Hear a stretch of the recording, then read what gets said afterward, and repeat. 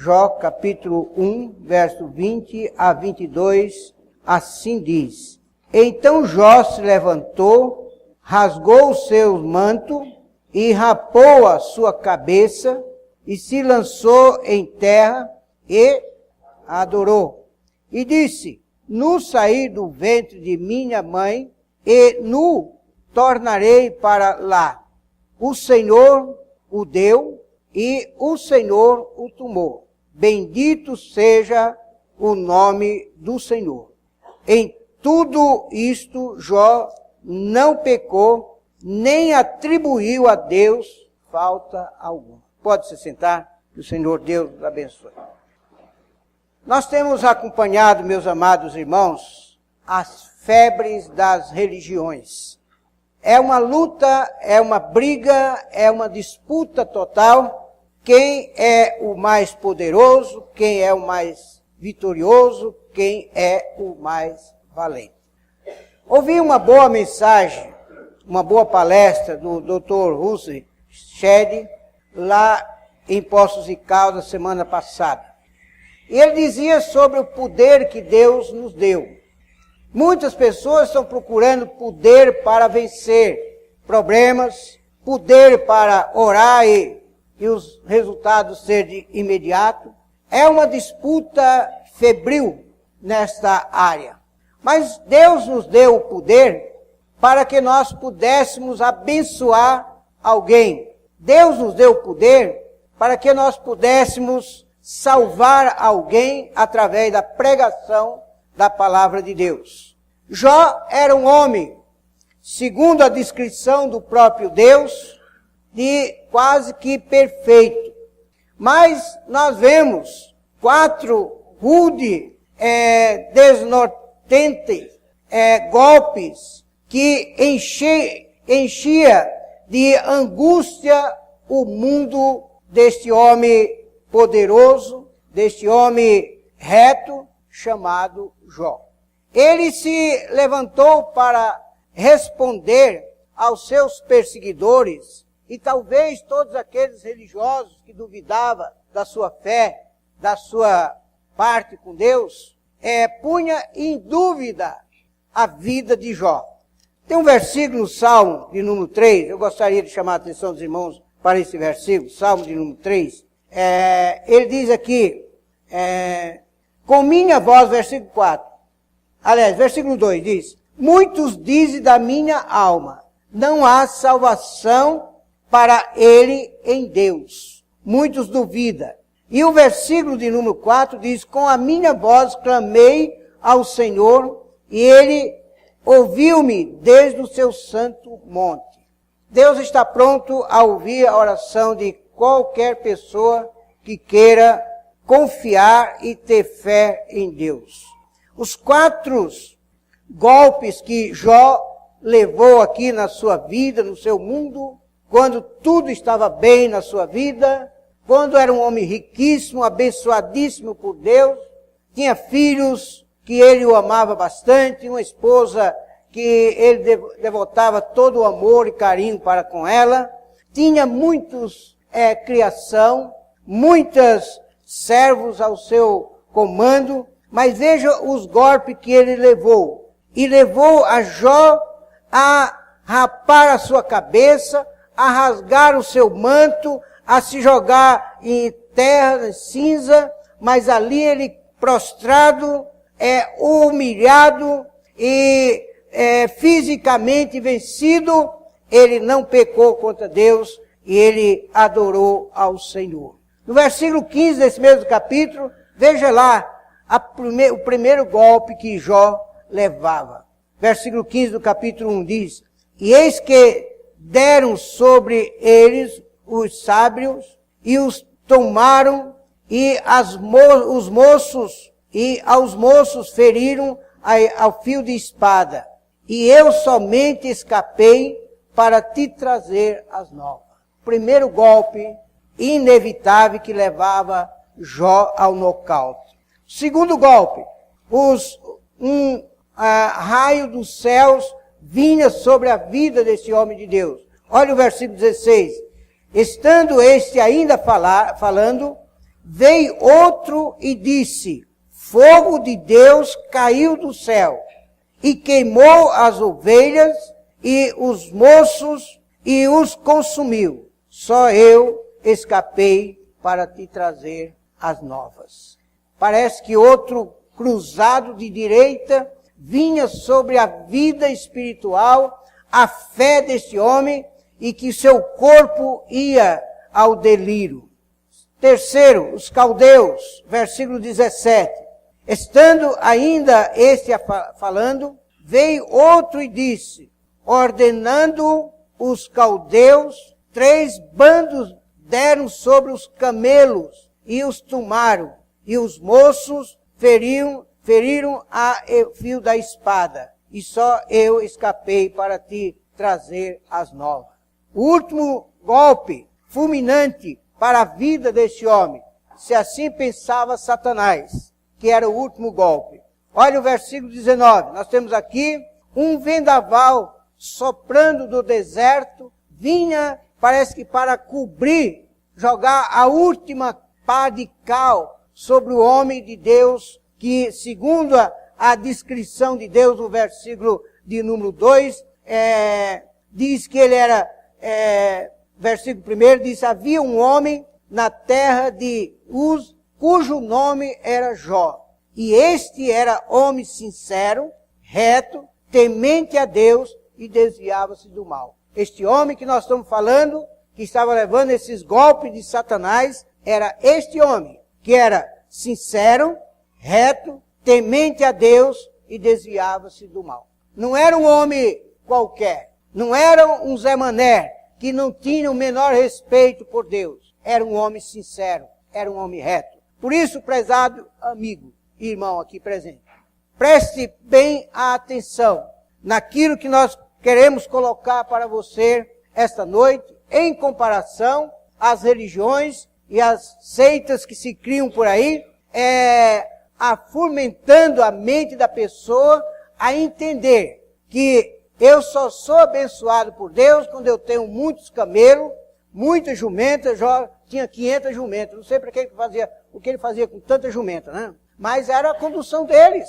Era como que você ter 500 carros hoje, 500 Honda hoje para andar por aí e passear. Jó tinha essas conduções. Jó tinha 1000 cabeças de boi para carregar os seus carros, e assim sucessivamente. Jó tinha 10 filhos bem-sucedidos, que todo mês faziam, durante o ano, eles faziam aniversário dos seus filhos, dos seus irmãos, fazia festa. Então, esse vendaval veio soprando. Olha o versículo 19. E eis que um grande vento sobreveio da além do deserto, e deu nos 4 cantos da casa, a qual caiu sobre os mancebos, e morreram, e só eu escapei para te trazer as novas. Pronto, Jó perdia tudo.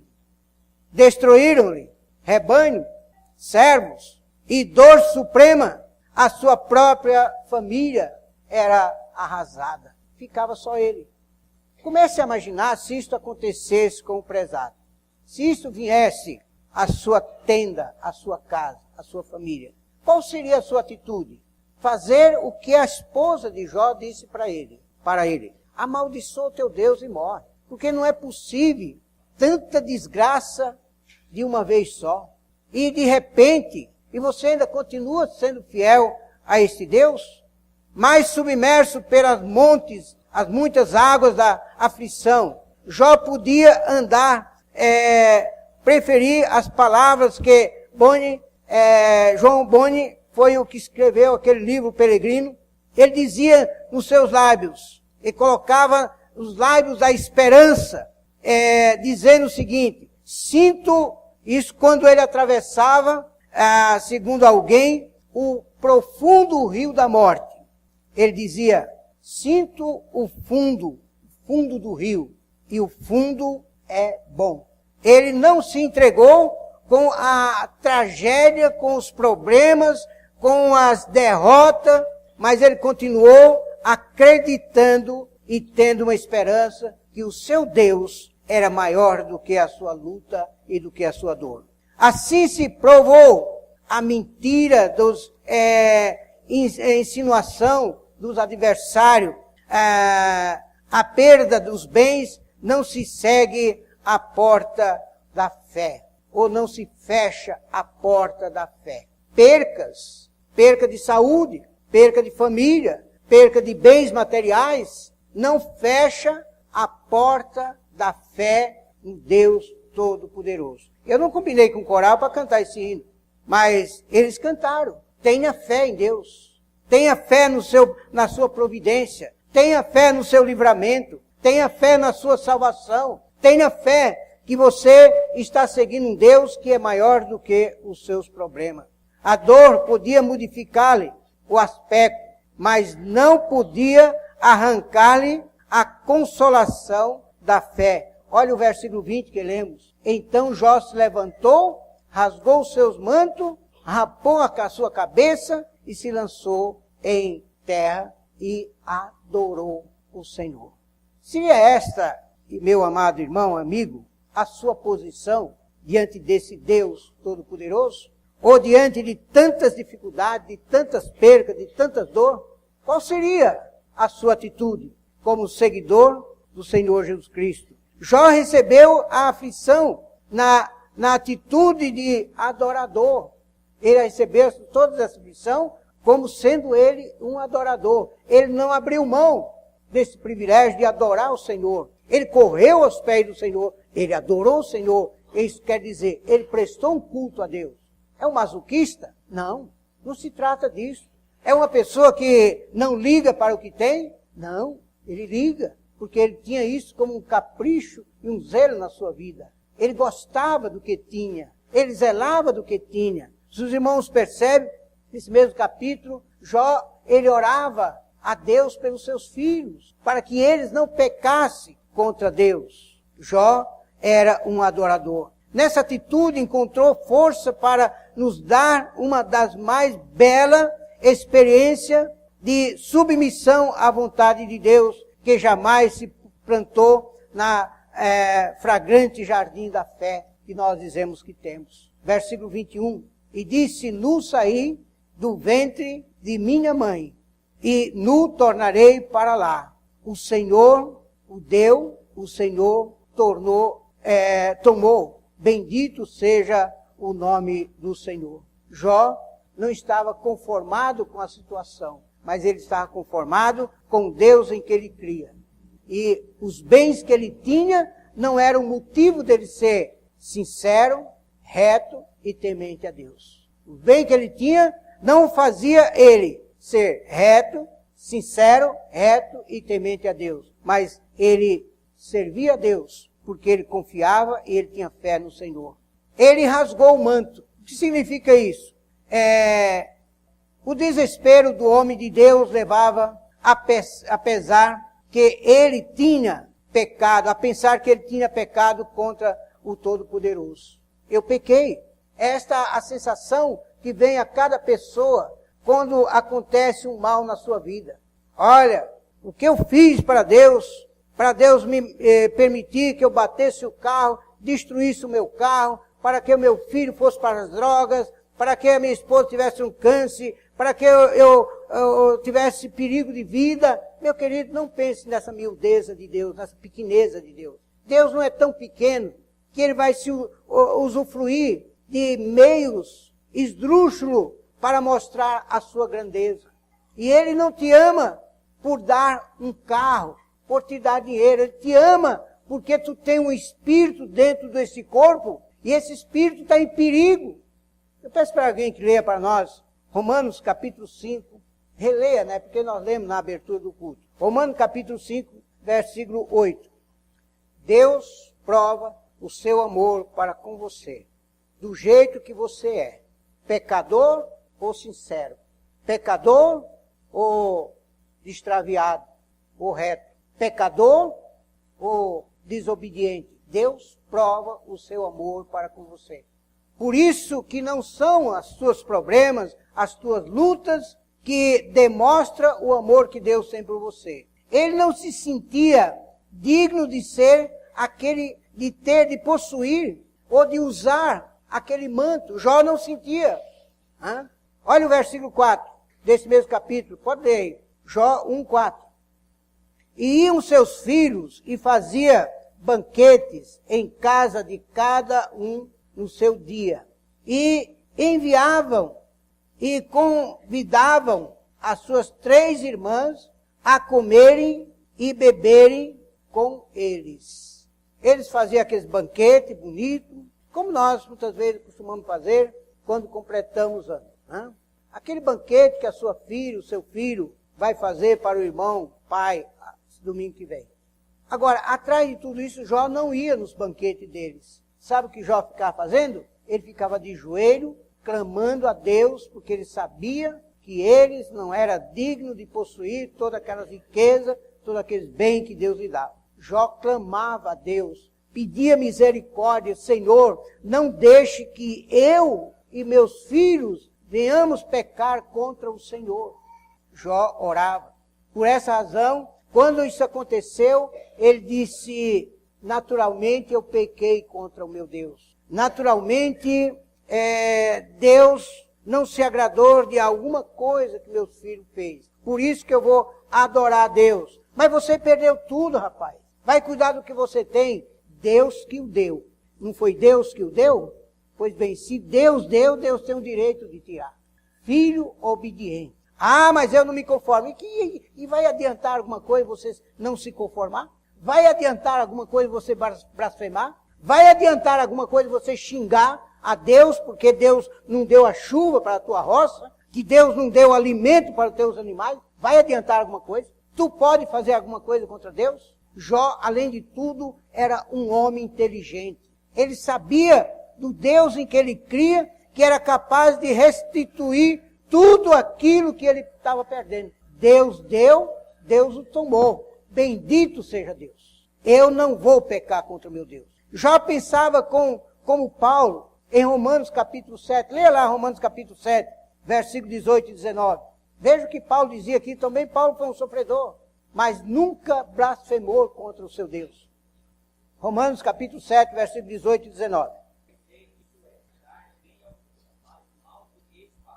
Tem alguém aqui nesse auditório, nesse mundo, que possa levantar o dedo e dizer: eu tenho uma vida mais consagrada do que Paulo? Foi um homem que andou 24 horas com Deus. Era um homem que servia a Deus com o coração, com o corpo. Foi apedrejado, foi preso, foi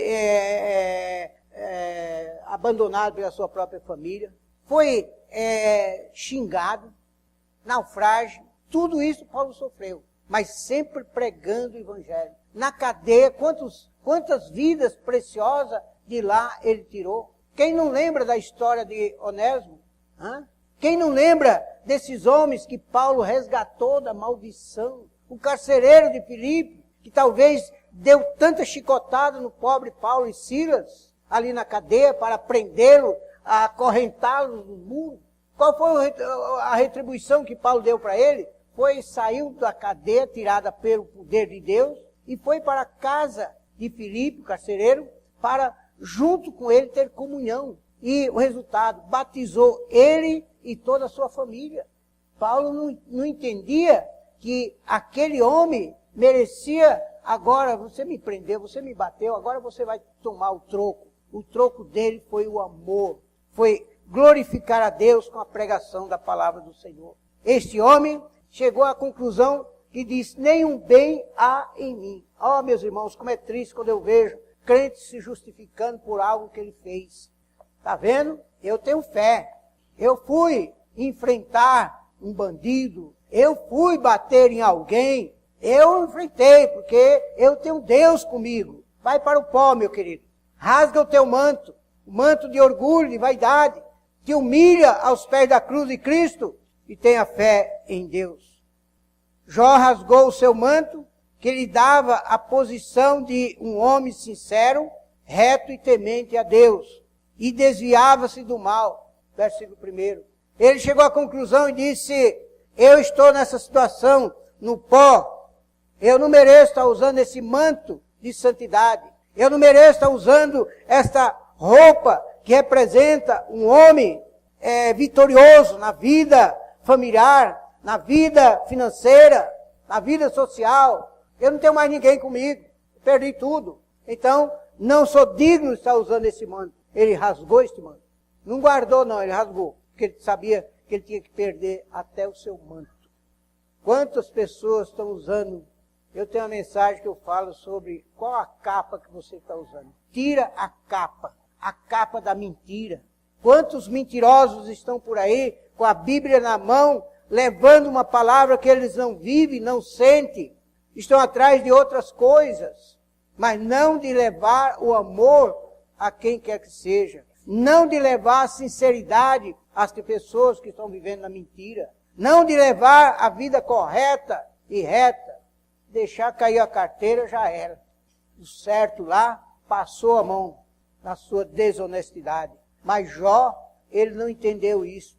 Devo rasgar esse manto. Quantos crentes vivem na igreja coberto com uma capa de religiosidade, mas quando chega Satanás para prová-lo, já era. Não tem mais crente, não tem mais fé. Deus me abandonou, não quero mais saber disso. Isso é triste para o nosso grande Deus.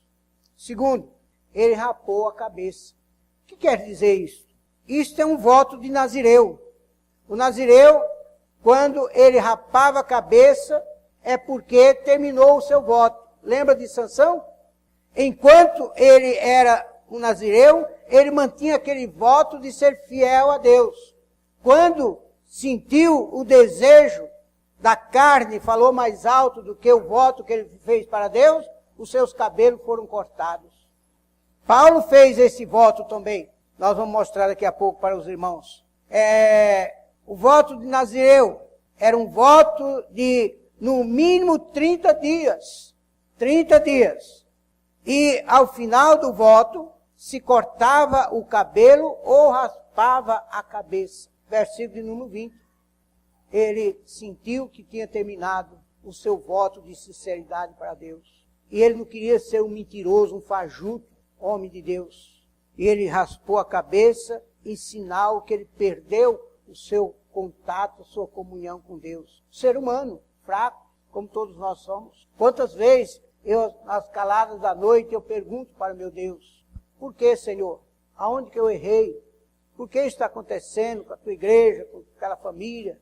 Por que não há decisões na igreja? Por que a alma não se salva? Por que os crentes não são mais fiéis? Eu fico perguntando para Deus. Depois Deus me dá um puxão de orelha e diz, vai pôr a tua vida no altar, rapaz. Vai orar. Fica perguntando nada para mim, não. Será que nós não sabemos que Deus é o Todo-Poderoso? Será que nós não sabemos que Deus sabe de todas as coisas? Ele é onisciente, onipresente. Ele é imutável. Será que nós não sabemos isso? Mas o homem se cai na besteira de ficar fazendo pergunta para Deus. Eu já ouvi tanto essa pergunta. Mas pastor, por que Deus permitiu isso? Eu ia levando o meu dízimo para entregar na igreja. O ladrão me abordou no caminho e levou tudo. Até meu carrinho. Até meu cacá. Foi embora. Por que Deus permitiu isso, pastor? É porque a fidelidade de Deus não está naquele carro velho que você tem. Não está naquele dinheirinho que você tem no bolso. Não está naquela barriga grande de saúde que você tem. Mas a fidelidade de Deus está muito além de tudo isso. Jó fazia esse voto de raspar a cabeça porque entendia que tudo tinha terminado na sua vida de fidelidade para com Deus. Ele estava de guarda baixa, com que dizendo, Senhor, eu estou pronto para fazer o que tu queres da minha vida. Se o Senhor quiser me matar, o Senhor tem o direito. Eu estou entregue. Faça o que o Senhor quiser. O crente obediente, ele age desta maneira. Ele não vai perguntar para Deus, por que o Senhor permitiu que acontecesse isso? Quantas milhões de vezes eu já ouvi esta palavra? Se Deus sabia que Adão e Eva iam pecar, por que Deus deixou? Sujeito, me dá uma raiva disso. Um comedor de feijão que não sabe nem quantos cabelos tem na cabeça, mesmo sendo careca, né? Vai perguntar, querer que Deus explique para ele, querer que Deus dê satisfação para ele do que Deus tem a fazer. Eu estava essa semana recebendo uma grande bênção de Deus, do amada família aqui da igreja, e estava lá em Praia Grande. E eu parei, eu não me cansava de olhar aquele mar. Eu falei, quem é o homem? Quem é o homem? Com toda a sua formosura, com todo o seu poder, com toda a sua força, fazer uma coisa dessa. Aquela água que está acima de toda aquela maré, mas ela dali não passa, porque Deus ordenou, vem até aqui, daqui você não passa. Se Deus deu o controle ao mar, permitindo que aquelas ondas obedeçam o seu querer, Ele não pode fazer o que quiser da minha vida? Por que eu tenho que perguntar para Ele, por que fizesse isso? Olha o versículo de número 21. E disse, nu saí do ventre de minha mãe, e nu tornarei para lá. O Senhor o deu, o Senhor o tomou. Bendito seja o nome do Senhor. É tudo teu, Senhor.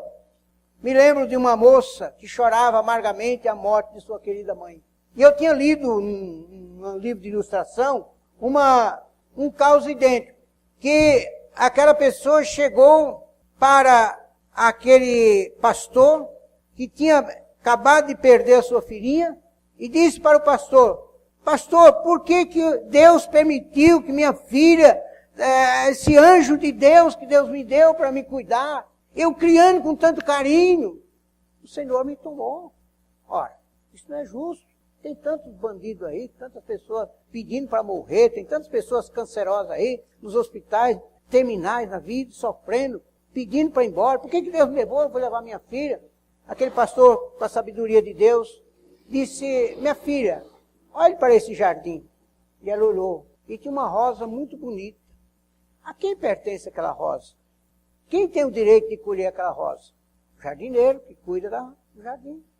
Mas por que o jardineiro não vai pegar aquela rosa murcha, que está morrendo ali, em vez de cuidar dessa bonita? Porque ele que cuida do jardim. Ele tem o direito de colher a rosa mais bonita para ornamentar a sua casa. Entendeu a mensagem? Aquela filha pertence a Deus. O Salmo 127 diz que os filhos são a herança do Senhor. E quantos pais, ao perder um filho por um acidente, já começam a jogar pedra até no santo que tem na casa dele? Não aceita. Não, Deus não. Por que Deus fez isso? Jó não perdeu um filho. Jó perdeu 10 filhos. Jó não perdeu um boi. Jó perdeu 500 juntas de boi. Jó não perdeu uma jumenta. Jó perdeu as suas 500 jumentas. Jó ficou a pé. Jó ficou sem nada. Mas ele glorificou a Deus. Porque ele entendeu que tudo é de Deus. O que tu tem na tua casa não é teu não, meu querido. Aquele filho que você cuida com tanto carinho, não permite nem que ele venha para a igreja para não tomar sereno, para não ficar com um resfriado. Ele não te pertence não. Ele pertence a Deus. Essa vida que você tem, que você cuida tanto dela, tem tanta ambição por ela, tem tanto cuidado, não te pertence não. Eu tenho, graças a Deus, uma boa casa que Deus me deu. Não vou dizer que é um casebre não, é uma boa casa. E alguém um dia perguntou para mim, admirado, mas será que essa casa é dele mesmo? Essa casa é sua mesmo, pastor? Foi, não, está emprestada para mim. Está emprestada. Quem te emprestou? Deus me emprestou. Quando eu morrer, ela vai continuar sendo minha? Os filhos e a esposa vai tentar passar tudo meu. Não é minha não, é de Deus. Esta vida que tenho aqui, não é minha não, é de Deus. Deus o deu, Deus o tomou. Bendito seja Deus. Paulo teve esta mesma visão de raspar a cabeça. Essa atitude foi, você creia, ele tinha feito um voto e terminava com ele raspando a cabeça. Veja Atos 18, 18, por favor, leia para nós. Atos 18, 18.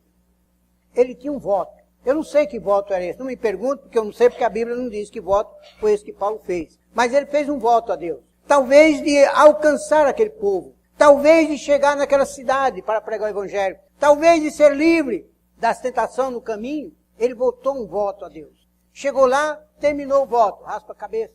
Ah, mas Paulo errou porque isso é uma idolatria. Não interessa. Esse é um costume dos nazireus.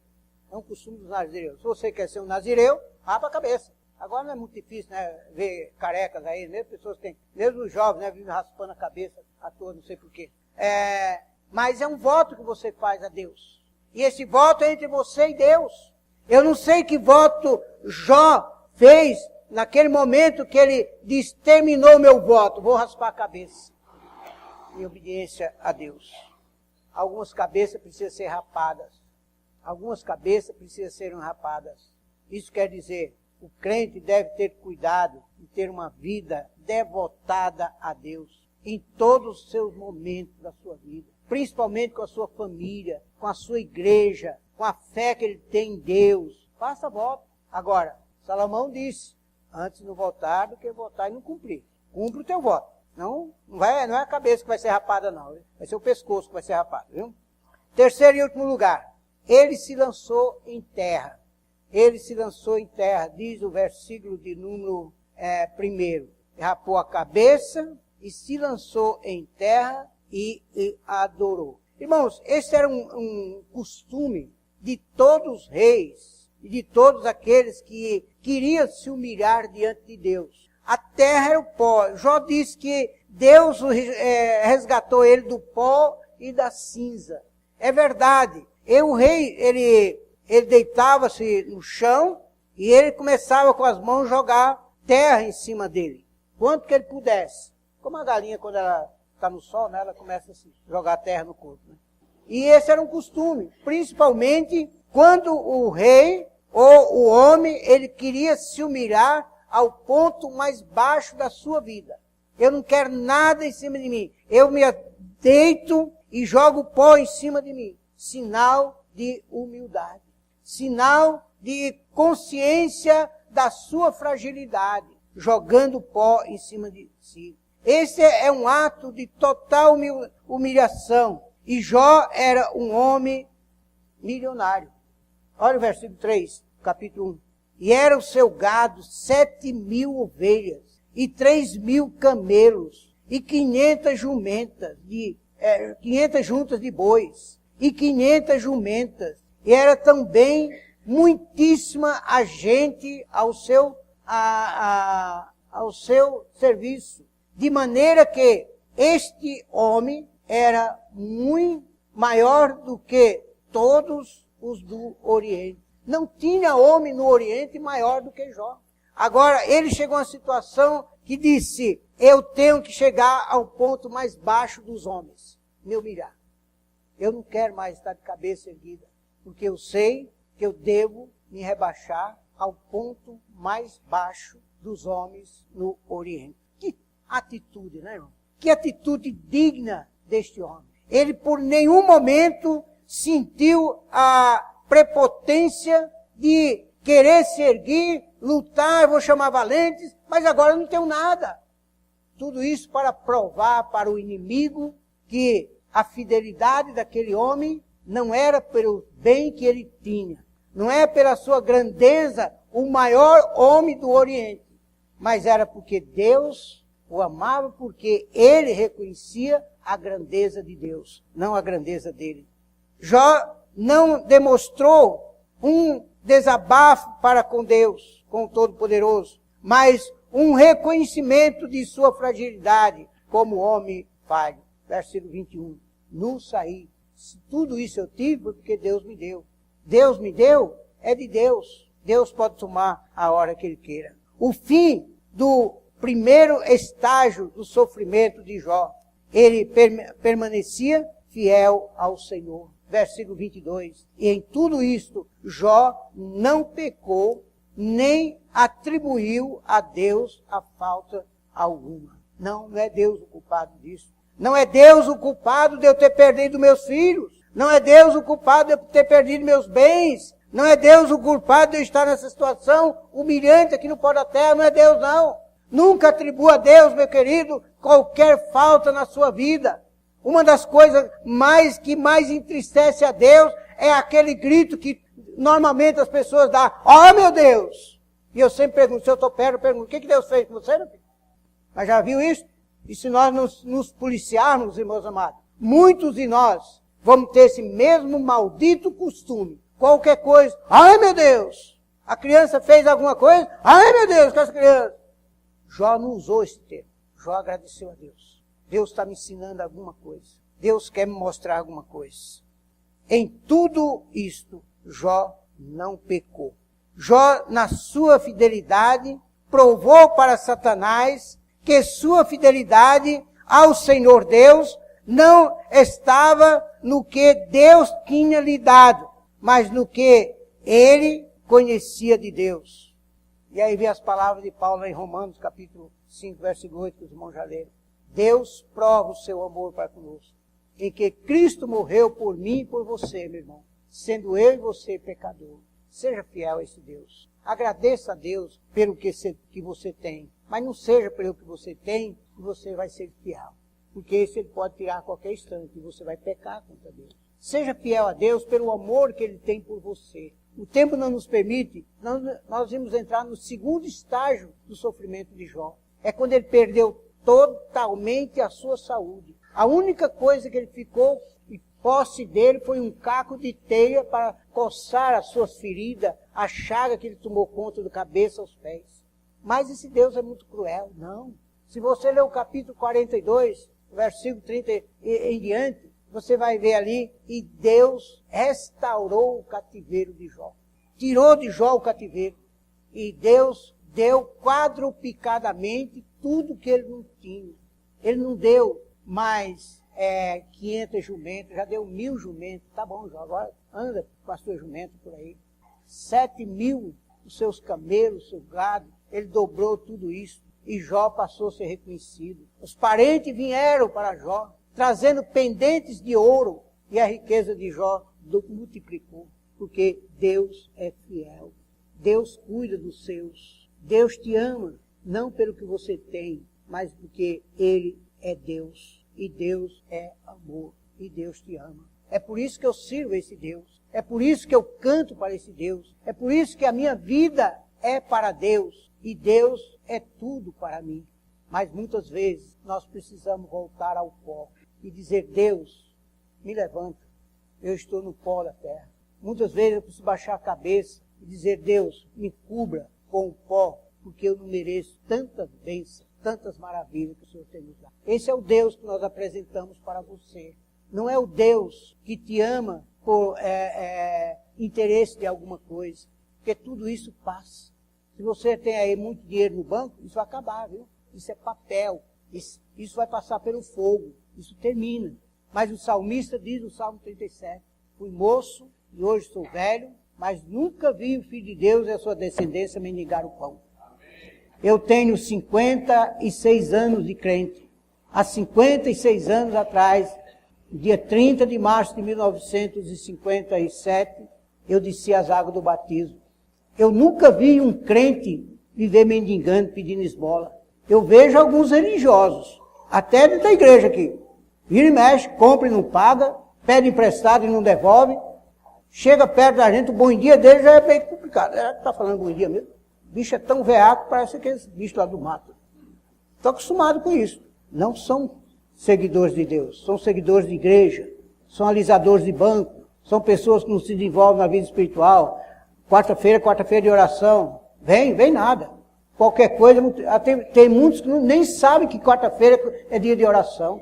Às vezes telefona para cá, já estou saindo com a chave na mão para sair, atrasado. Ô pastor, o senhor tem um tempinho para mim falar? Não, não tenho tempo não, eu tenho para a igreja. O que tem na igreja hoje? Dá vontade de mandar para o céu, né? Nem sabe que tem. Não são fiéis, não são sinceros, não são retos. Esses não servem de exemplo, mas Jó serve de exemplo. Este homem serve de exemplo. Tanto é que isso aconteceu no início do mundo, e eu estou contando a história dele aqui para vocês hoje, no ano 2003 da era cristã.